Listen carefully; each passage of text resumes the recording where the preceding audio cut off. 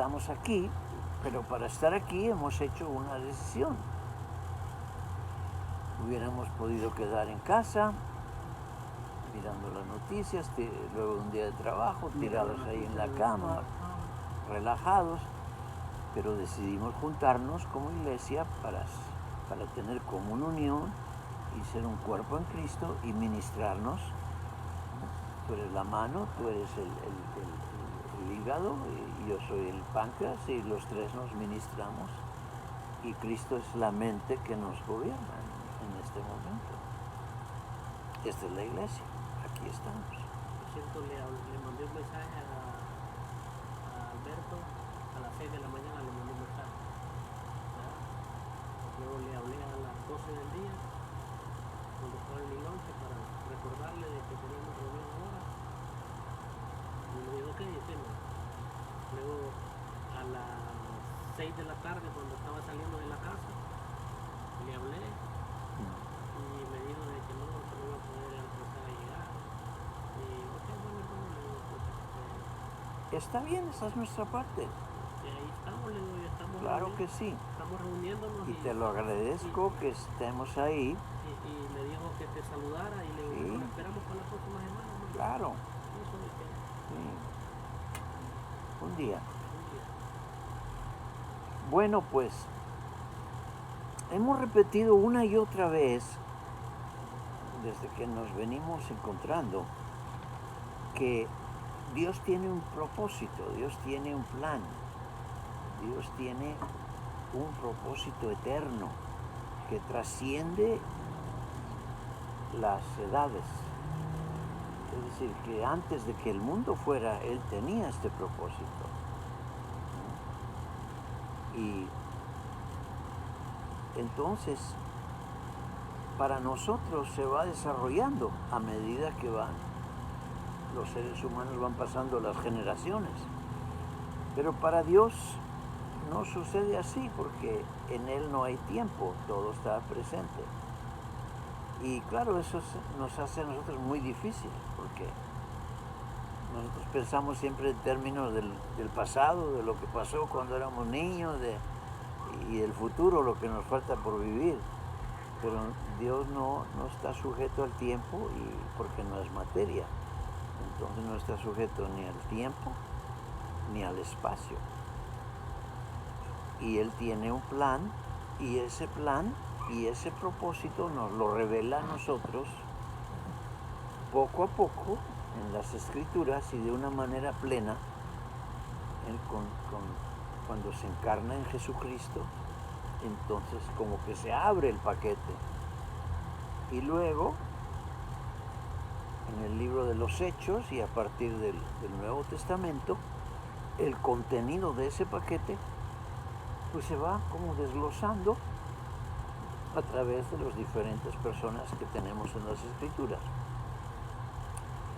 Pero el hecho de conocer o de tener una revelación de su propósito hace posible que nosotros salgamos de nuestra propia, de nuestro egocentrismo, de nuestro circulito de a ver qué consigo, y lo mío, y a ver qué agarro, y un día y otro día, una semana, otra semana, para que comencemos a vivir como Jesús vivió para el Padre. Porque ahora ya nosotros no estamos en Adán, que era egoísta. Adán, envenenado por el veneno de la serpiente, pues se rebeló o desobedeció a Dios, y la manifestación de esta rebelión fue para sí mismo y no para Dios. Se separó de Dios, haciéndose como si fuera Dios, ¿verdad? Pero con el Hijo de Dios,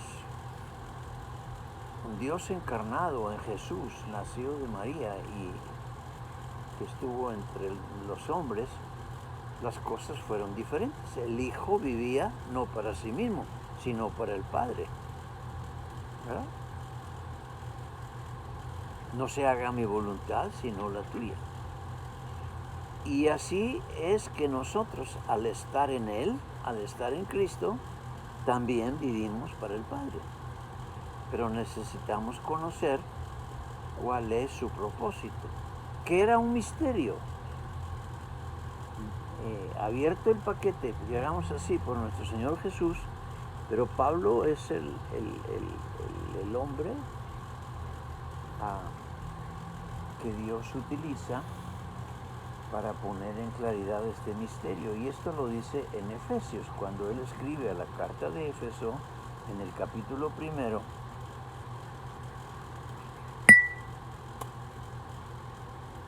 Quizá desde el verso 5 podemos leer, René. En amor habiéndonos predestinado para ser adoptados hijos suyos por Ok. medio. Ya hemos hablado de esto en abundancia.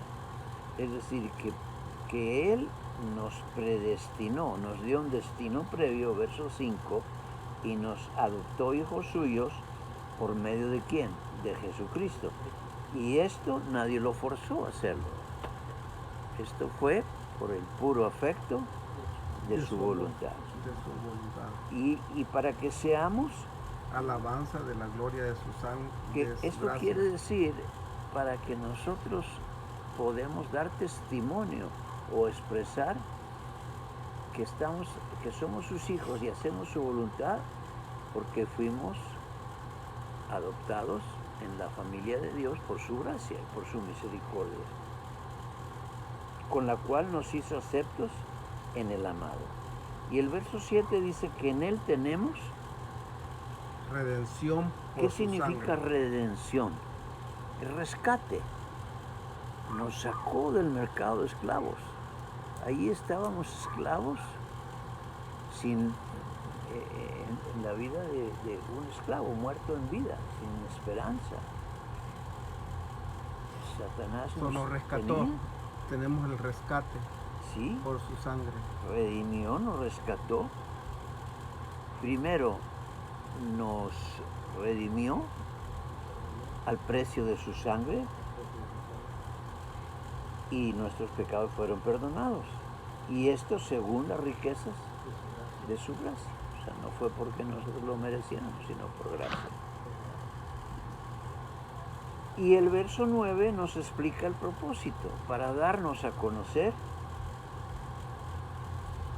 El misterio de su voluntad según su beneplácito, el cual se había propuesto en sí mismo, y el 10 dice que se había propuesto en sí mismo. de reunir todas las cosas en Cristo en la dispensación del cumplimiento de los tiempos, así los que están en los cielos como los que están en la tierra. Es decir, todas las cosas en Cristo. Es decir, no solamente el mundo espiritual, sino también el mundo natural. Un ejemplo de cómo esto fue posible lo tenemos cuando Jesús resucitó. Él conservó la condición de hijo de hombre, pero a la vez era el Cristo, el Hijo de Dios. Y en él se juntó Jesús como el Hijo del Hombre y Cristo como el Hijo de Dios en su resurrección. Ya no estaba en este cuerpo de muerte, sino en un cuerpo espiritual y eterno, pero al fin y al cabo cuerpo. ¿Recuerdan el fin del Evangelio de Lucas cuando los discípulos se asustaron, se desapareció y creyeron que veían un fantasma o espíritu? Y él les dijo, no, tóquenme y soy cuerpo. Y que tenía las mismas necesidades, tenía las mismas funciones que tenía con el cuerpo físico, también en el cuerpo celestial. Ajá. Porque todavía le gustó el pescado. La comida, sí. La comida con ellos en la playa. Y cuando salvó a Pedro cuando estaba en la barca, él todavía no estaba. Cuando Pedro se hundía, estaba hundiendo en la barca. Estaba en el cuerpo físico, todavía no ha sido purificado. Todavía no había sido su cuerpo redimido, ¿no? Pero expresó la deidad adentro de sí mismo, igual que cuando estaba en el monte de la transfiguración. Caminaba sobre el agua, y no puede ser, nadie camina sobre el agua. Camino sobre el agua, olvídate. Sí. Y lo buen primerito que me comen los tiburones ahí. Así es. Así es. Entonces el verso 10 es la clave de reunir todas las cosas en Cristo. ¿Cuándo? En el cumplimiento de los tiempos, en la dispensación. Hoy vamos a ver las dispensaciones, es decir, las etapas en el eterno propósito de Dios y la del cumplimiento de los tiempos. Esa etapa, entonces todas las cosas serán reunidas en Cristo. ¿Y ahora te parece que están reunidas en Cristo o no? No, todavía no. Pienso que realmente O sea, todo está en la palabra, todo ha sido creado por la palabra, pero es como tu cuerpo, todo está en tu cuerpo, pero quizá ahí tenemos unas células en nuestro cuerpo que se rebelan, que son Quieren hacer cancerígenos. así, Tumores. y a veces lo explico con ese ejemplo, que eso es lo que pasó, ¿verdad? Que en Adán, en el principio, andando por el árbol de la vida, todo estaba en orden. Cuando vino el desorden, es lo mismo que cuando el cuerpo entra en cáncer y algunas de las células se hacen egocéntricas y en lugar de darse y morir para los demás, autodependientes. no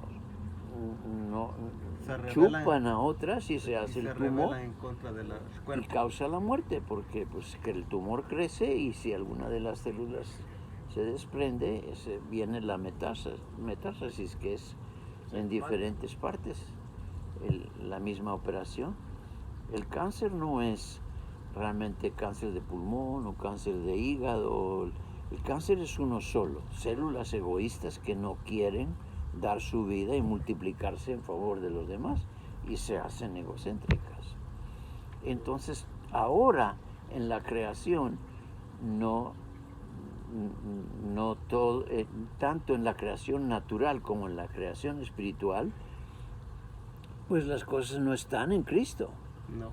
No están en Cristo, aunque percibimos que por la palabra todo se sostiene, pero está un mundo rebelde, ¿no? Porque si ya estuviéramos en Cristo, nos dijera no sé en qué versículo dice que todavía los animales gimen con unos... En Romanos 8 dice que nosotros al rebelarnos hemos arrastrado con nosotros toda la creación que nos rodea a la condición en que se encuentra de esclavitud. Y la prueba de ello es que quedamos sin vida y tenemos que matar a otros para obtener la vida. Es decir, ¿cómo vivimos nosotros si no sacamos la vida de los animales? No tenemos vida. En el principio no era así. Éramos vegetarianos, y semilla y fruta. O a lo mejor ni comíamos. ¿Eh? A lo mejor ni comíamos. Sí, dice que en el Génesis, en el principio, dice que comíamos. Pescadito. No, del árbol. Del árbol, Del árbol, exactamente, el árbol de la vida. Pero decidimos separarnos del árbol de la vida y a comernos unos a otros. Y hasta el día de hoy nos comemos unos a otros. Esa es nuestra vida, en todos los sentidos. Material, psicológica, y estamos siempre chupando de los demás para sacar que la vampiros, vida. somos unos vampiros. Entonces, este es el eterno propósito de Dios, ¿verdad? De reunir todas las cosas en Cristo. En el capítulo 3, Pablo habla de su conocimiento de este misterio. En el verso 1. Por esta causa. Yo, Pablo, prisionero de Cristo Jesús, por vosotros los gentiles. Prisionero no tanto que está en la cárcel, sino quiere decir apresado por Cristo, para vivir para Él, ¿verdad? Si es que habéis oído la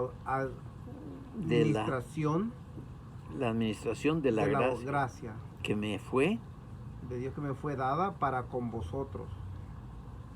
Y que sigue, que por revelación me fue declarado el misterio como antes lo he escrito brevemente. Mira este capítulo 3. Pablo está diciendo que ya tiene claro el misterio. Lo que era un misterio, lo que Dios se proponía, ahora él ya le fue revelado. Y aún brevemente lo escribió ya a las diferentes iglesias. Y dice, oyendo lo cual, podéis entender cuál sea mi conocimiento en qué. El misterio de Cristo. El misterio de Cristo. Es decir, que Dios pone todas las cosas en Cristo, y al estar todas las cosas en Cristo, Dios también está en las cosas. Porque Cristo está en Dios y Dios está en Cristo. Acuérdate que Juan 17, Padre, que sean uno, así como tú y yo somos uno. Y este misterio, dice el verso 5, Julio, que en otras generaciones no se dio a conocer a los hijos de los hombres, como ahora es revelado a sus santos apóstoles y profetas por el Espíritu. ¿Y qué es?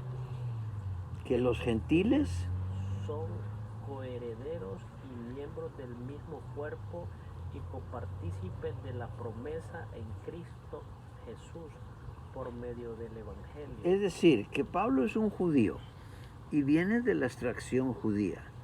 Entonces, los judíos pensaban que solamente hay dos clases de personas en el planeta. Los judíos, que son los hijos de Dios, y los que no son judíos, que son hijos del diablo. Impíos. Sí, ese es el pensamiento, ¿verdad? Hasta el día de hoy. Hasta el día de hoy, que puesto que no han recibido a Cristo. Por eso el Hitler les dijo, los voy a acabar a todos los judíos. Sí. Que los gentiles, pero dice que ahora los gentiles son tan herederos como los judíos y miembros del mismo cuerpo como los judíos y copartícipes de la promesa en Cristo, es decir, la promesa que Dios le hizo al judío Abraham. Nosotros entramos en esa promesa. Es más, nosotros creímos en esa promesa y los judíos hasta la fecha no creen. Qué curioso, ¿verdad? Paradójico. Es decir, nosotros estamos en el eterno propósito de Dios y los judíos todavía no han entrado. ¿Lo ven? ¿Verdad? Claro, Pablo más adelante dijo en Romanos que a su tiempo un porcentaje, un tercio de los judíos, luego de la manifestación de la segunda venida de nuestro Señor Jesucristo, hay un remanente, ¿no? Sí, creerán y se unirán a nosotros para formar un solo cuerpo, que es la iglesia. Pero yo pienso que hasta ahorita ya han de haber unos 2 Claro. que 3 que ya se han creído. Claro que sí, pero estamos hablando como nación. Como nación. Como nación. Sí. Así que en el verso 7 dice que yo fui hecho ministro. Por el don de la gracia de Dios. O sea, por el don, el regalo de la gracia de Dios que me ha sido dado según la operación de su poder. Y fíjate bien que siempre es su gracia y es su poder y Él es el que lo hace y nosotros nada más somos sus instrumentos. Y a mí, que soy menos que el más pequeño de todos los santos, me fue dada esta gracia de anunciar entre los gentiles el evangelio de las inescrutables riquezas de Cristo, o lo que es lo mismo, proclamar cuál es el misterio de Dios. Es decir, en Cristo unir todas las cosas. Dios mismo en Cristo. O sea, en Cristo une Dios y los hombres y las cosas.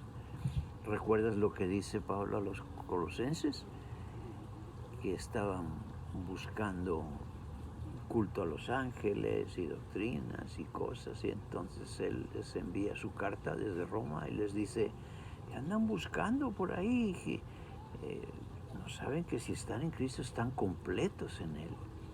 Es decir, el Padre, la divinidad está en Cristo, y si ustedes están en Cristo, pues Dios está en nosotros y nosotros estamos en Él y toda la creación en Él. Léelo en Colosenses capítulo 2, versos 9 y 10.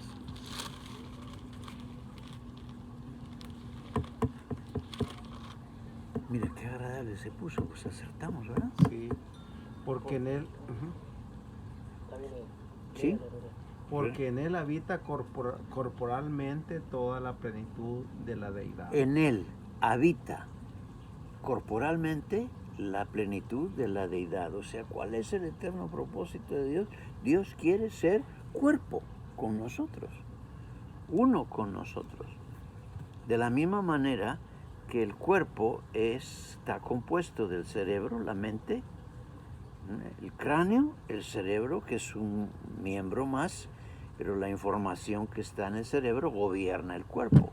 Así Dios en nosotros es la mente del cuerpo y es uno con nosotros y nosotros somos uno con Él. Y este cuerpo es Cristo. Este es el eterno propósito de Dios. Y todo en Él. Es decir, todo en coordinación y en unidad con Él, con Cristo. Así que estábamos leyendo otra vez en Efesios, Efesios 3. en el verso 9, y aclarar a todos cuál sea la dispensación del misterio escondido desde los siglos en Dios que creó todas las cosas. Pablo está hablando de cómo explicar esto.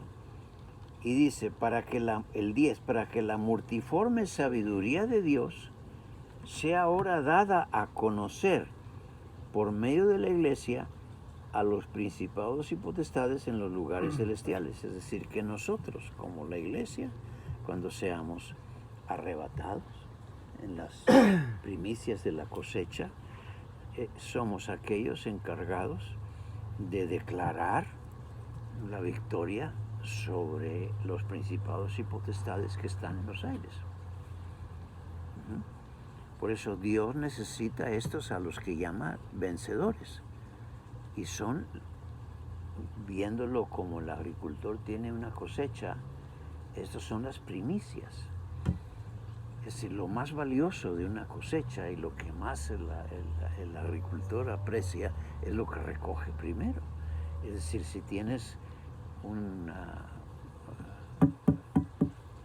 Los elotes de la milpa. Sí, si tienes una milpa de maíz, lo que más te va a gustar son los elotes, que recoges primero y son escogidos, se recogen a mano, no entran con la máquina, sino van siendo escogidos. Para guardar ese grano. ¿Eh? Para guardar ese grano. Sí. Y esos primeros, esa primicia, son los que el libro de Apocalipsis llama los vencedores, es decir, aquellos que, como Pablo dice aquí, estarán encargados de anunciar, que es lo mismo que decir, Apocalipsis lo dice de esta manera, de atar a Satanás y sus principados y potestades por 1000 años para que comience la manifestación del reino de Dios. Esto va a suceder en los aires. Pero hasta que Dios no tenga estos vencedores, entonces no llega el momento. De ahí la importancia, porque Dios ha decidido que no va a hacerlo Él. Desde el principio Él dijo, la semilla de la mujer, la semilla es Cristo y nosotros estamos en Cristo, la iglesia te pisará la cabeza. ¿Están conmigo? Entonces, eso es lo que tenemos hacia adelante. Y esto es vivir en Cristo conforme al eterno propósito de nuestro Padre. De la misma manera que Cristo, nuestro Señor Jesús, el Cristo, vivió no para sí mismo, sino para cumplir el propósito de su Padre. ¿Tienes preguntas? ¿Estás conmigo? Es que estoy en la ilustración que Estás tú pensándolo, ¿eh? estoy en la ilustración que tú me estás brindando ahí de la semilla de María, ¿va? El Señor todo lo va embonando. María lo que comete, Eva lo que comete primero es desobediencia. María, obediencia. Y ahí estaba yo, en eso estaba Sí, yo. sí. En eso estaba yo. Eva, Porque o sea, lo que yo enlazo, lo que yo estoy pensando es de que todo el Señor lo va a hacer, que va a permitir que se haga, pero no Él, sino que lo hagamos nosotros.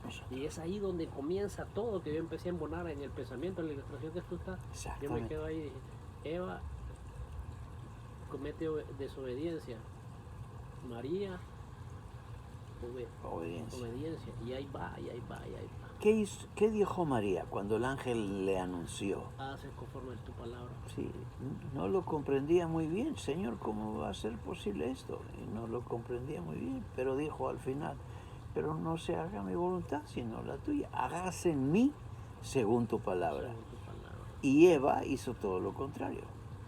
No se haga conforme a tu palabra, sino conforme a como yo quiero hacer. Escogió el árbol del conocimiento, a vivir por la mente en lugar de vivir por el espíritu. Importante, Julio, efectivamente, ¿verdad? Entonces, todo viene otra vez a la obediencia a Cristo, al final. Y yo voy a poner ahora en sus manos un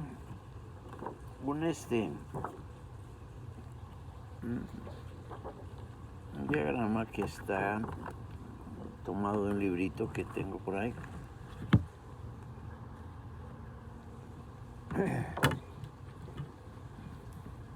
Y aquí vamos a ver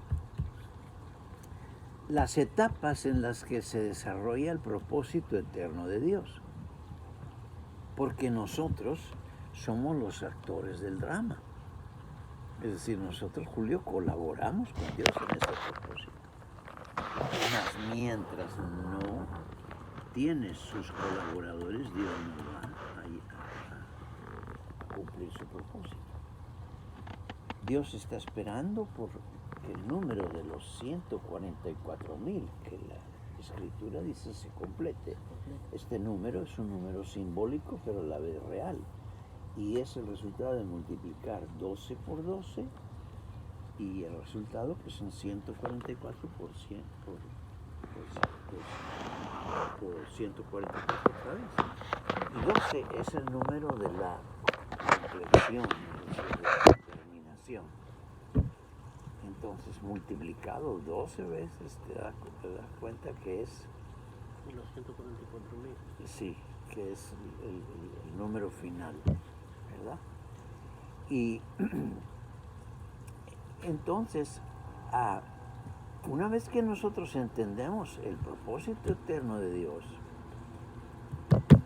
ya vamos a comprender que estamos aquí adentro porque hemos nacido de nuevo y hemos entrado al reino, porque como Nicodemo, no nos pasó lo que a él, sino que nosotros hemos visto el reino y hemos entrado y estamos en su reino, como la iglesia, ¿verdad? Estamos en su reino. Y estando en su reino, entonces tenemos la vida del reino. Pero una vez que tenemos el plan completo, entonces vamos a ver en qué consiste esa vida. Es decir, cómo es que nosotros podemos entrar o entramos dentro de esos vencedores. Este es nuestro plan. Pero vamos a empezar por aquí.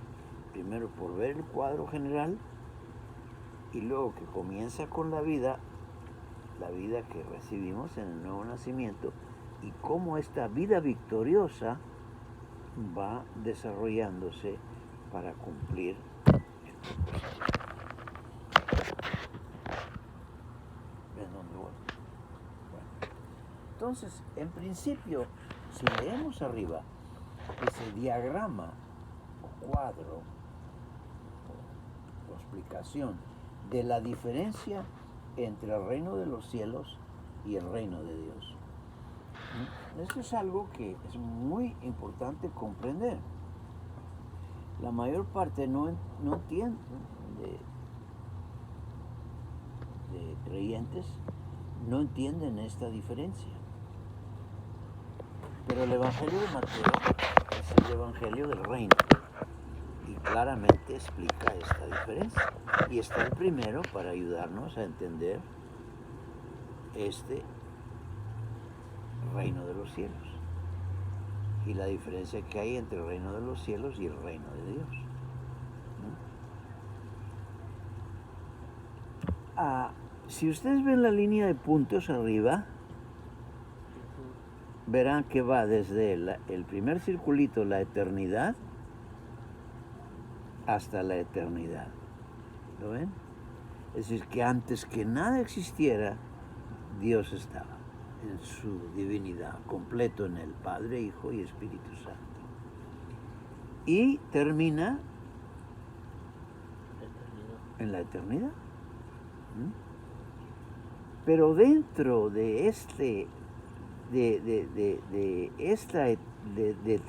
eternidad, hay 4 dispensaciones, 4 etapas diferentes. ¿Ven? 4 circulitos, 1, 2, 3 y 4.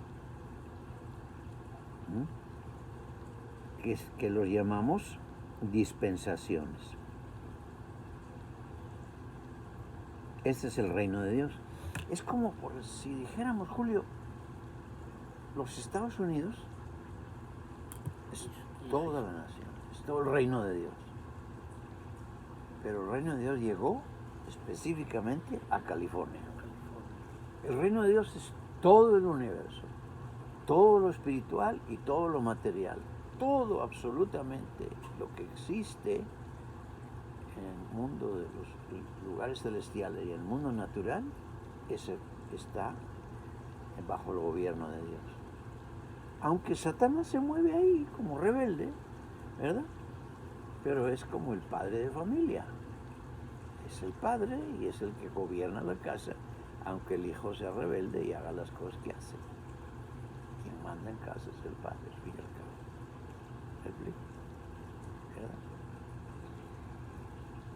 Y dentro de la nación de Estados Unidos, el reino de Dios llegó a la tierra, y vamos a pensar que la tierra es California, no, nosotros estamos. ¿Verdad? Porque aquí fue donde ocurrió la desobediencia y la rebeldía. Aquí fue donde Adán y Eva decidieron seguir el camino del árbol del conocimiento y desecharon y rechazaron el árbol de la vida. Es decir, el árbol de la vida representa a Cristo y el árbol del conocimiento representa lo que dijimos hace un ratito, guiarse por la propia mente, por el entendimiento. Lo que el hombre piensa, eso es él. Solamente hay 2 opciones.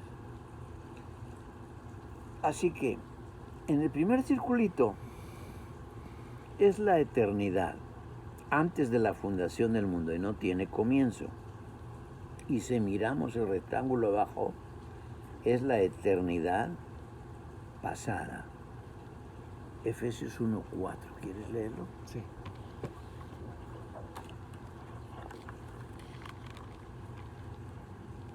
Según nos escogió en él antes de la fundación Ahí del está. mundo. Léelo un poquito más despacio. Según nos escogió él en él antes de la fundación del mundo. O sea que antes de la fundación del mundo, Cristo estaba, el Hijo estaba en el Padre y el Padre estaba en el Hijo. Y en el Hijo, el Padre nos diseñó, nos creó, nos conoció y existíamos antes de él. ¿Verdad? Para que Primera de fuésemos- Pedro, Primera de Pedro. sí, con el propósito, ahí sigue además. ¿Para qué? Fuésemos santos y sin mancha delante de él. En amor, que es lo que está pasando ahora. Primero nos escogió y ahora estamos entrando ahí. Y en Primera de Pedro 1:20, Julio. Que ha destinado desde antes de la fundación del mundo, pero manifestado en los postreros tiempos por amor de vosotros. Antes de la fundación del mundo. ¿Verdad? Ahora, de la eternidad entramos a lo a lo que ya no es eterno, sino a la etapa de la existencia del ser humano. Y vamos al segundo círculo. Y esta es la dispensación o el tiempo de los patriarcas. ¿Qué es la dispensación, Julio? Anterior a la ley. Gusto verlo. Gusto verlo. ¿Eh? Te ves muy bien. Sí, no, hace mucho que no te miraba, hombre. ¿Trabajas mucho o qué? ¿Y el perrito? Acá está la hora ya. Ah. ¿Tienes otro ahora? Pues sí, el Theodore se murió. Oh, se murió. Tenía diabetes. Oh, ya. Sí, Pero se fue en sus sueños. ya. No sufrió. Qué bueno. Ya parece que no hay mosco, ¿eh? Vale, pues parece que ya trabajaron. Qué bueno. Yo creo que se fue de vacaciones porque... Sí. Este señor es polaco. ¿Que habla español? Sí, habla buen español. Se casó con una tijuanense muy simpática, Rafael. Entonces, es la dispensación anterior a la ley. Y abarca, Julio, desde Adán a Moisés. Es el tiempo de los patriarcas. ¿Quiénes patriarcas? Los primeros, los primeros fundadores de los que tuvieron al principio la tierra. Adán. Adán, porque Adán se arrepintió. Sí. Y luego tenemos a Esos son Noé, los patriarcas. ¿verdad? O Adán y Noé. Y luego vamos a seguir a los reyes. No. Abraham, Isaac, Jacob, los patriarcas. Y esos son anteriores a Moisés. Con Moisés vino la ley. Esa es la primera etapa. Antes de la ley. O los patriarcas, ahí va también Abraham, Isaac, su hijo, y Jacob, hijo de Isaac. Es la historia de, ¿verdad? En Abraham vino la promesa por la fe. Abraham creyó a Dios, todavía no estaba la ley.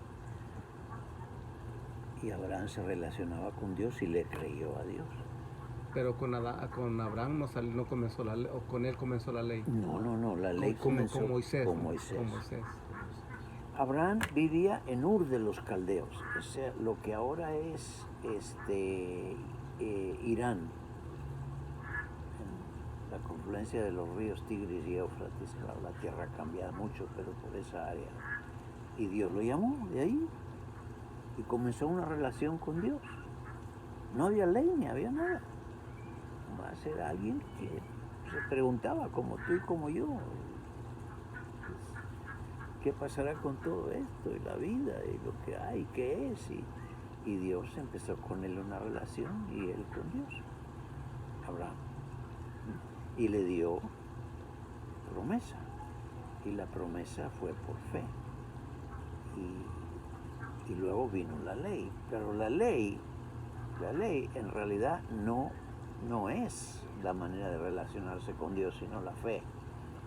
Pero Dios les tuvo que dar la ley porque la gente no quería caminar por fe íntimamente con Dios y les tuvo que dar reglas. No porque quiso, sino para... Si la gente hubiera caminado totalmente en Cristo, en Dios, no hubiera existido la ley, no tuvieran ley. No. En el principio, Dios les ofreció en el monte Sinaí, cuando los sacó de Egipto, atravesaron el Mar Rojo y fueron al desierto y los llevó al Sinaí. Entonces Dios les habló y a través de Moisés les propuso: quiero vivir íntimamente con ustedes, espiritualmente, con todos sacerdotes, todos, pueblo de reyes y sacerdotes. Pero los judíos no quisieron, se asustaron, no se sintieron capaces de responder a esta propuesta y Dios tuvo que darles la ley durante la dispensación de la ley. Pero nosotros no vivimos por la ley, sino vivimos por las promesas, por Abraham. Y empezó con Abraham. Esto lo describe el capítulo 12 de Génesis, cuando Dios llama a Abraham, y si lees toda la historia de Abraham, vas a ver cómo anduvo por fe con Dios, creyendo en Él y relacionándose con Él. O sea, no por las obras, no tratando de recibir justificación por lo que Él hacía, sino por la misericordia y la gracia. Y Abraham fue pecador y fue un hombre que falló muchas veces, pero Dios tuvo misericordia de él y le dio la promesa, y nosotros somos hijos de esa promesa. ¿Me explico? Sí. Yo creo que los patriarcas, el que más privilegios tuvo, el que fue él, de recibirlos a cenar a los tres ahí con él, a comer, va, Abraham, Sí, a la divinidad. a la divinidad. Sí, exactamente. De todos los patriarcas él. Él es, exactamente, tienes tu razón. Hay un tiempo en que él recibió una visita de la divinidad, Padre, Hijo y Espíritu Santo. Y se reveló como un Dios triuno, ¿verdad? Bueno, los patriarcas, que abarca desde Adán hasta Moisés. Ya nosotros no estamos aquí, eso ya pasó, nosotros estamos más adelante. Dice el rectángulo abajo, desde la creación de Adán hasta qué, hasta la promulgación de la ley. Fíjate, Julio, que estamos poniendo unas bases a nuestra vida cristiana sólidas. Eso es lo que estamos haciendo aquí, como nunca antes ha ocurrido, yo creo, en sus vidas, ni nunca antes yo tuve oportunidad de ponerlo con ustedes. Estamos poniendo las cosas en el desarrollo del eterno propósito de Dios para ver cómo encajamos y cómo Él nos va llevando a su destino. Claro, es largo. Ahí vamos, poquito a poco. Pianito, pianito. ¿Verdad? Como 40 años a los israelitas. Vamos a leer Romanos 5. 5, los versos 13 y 14. Voy a ver si prendo la luz.